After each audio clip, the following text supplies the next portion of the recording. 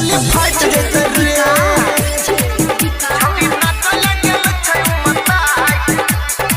चोली फाट जैते रे चोली फाट जैते रे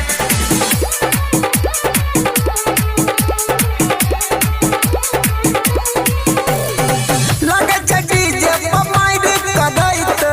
चोली पर गोली आई फाइट करैते चोली पर गोली आई फाइट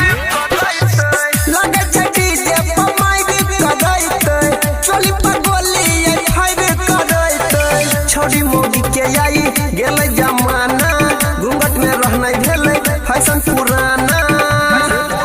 ई त कमर में सटा के मारे चोट लागे छै चोली फाइट जैते रे छौड़ी नाच लगेल छै उ मताई लागे छै चोली फाइट जैते रे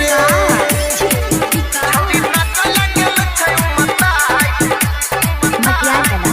चोली फाइट जैते रे चोली फाइट जैते रे अभी आप सुन रहे हैं तेनवारी से माँ दुर्गा म्यूजिक की प्रस्तुति। डीजे के वॉल्यूम तनी दही बढ़ाई रे अनिल यादव के गाना दही बजाई रे अनिल यादव के गाना दही बजाई रे डीजे के वॉल्यूम तनी दही बढ़ाई रे यादव अनिल के गाना दही बजाई रे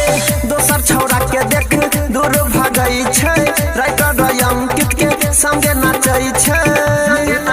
परवीन चंदन लुटाबै छलै नोट लागे छै चोली फाइट जैते रे छौड़ी नाच लगेल छै उ मताई लागे छै चोली फाइट जैते रे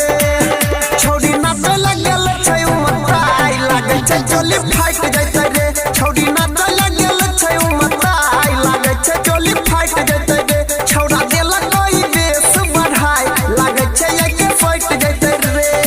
ले जरा लाइट एकरा चोली पबा दे छै उ तैयार भइले एकरा नचाबे बिना हुआ चले ले छोड़ पैयाई लागे छै चोली फाइट जैते रे चोली फाइट जैते रे फटिए जाएगा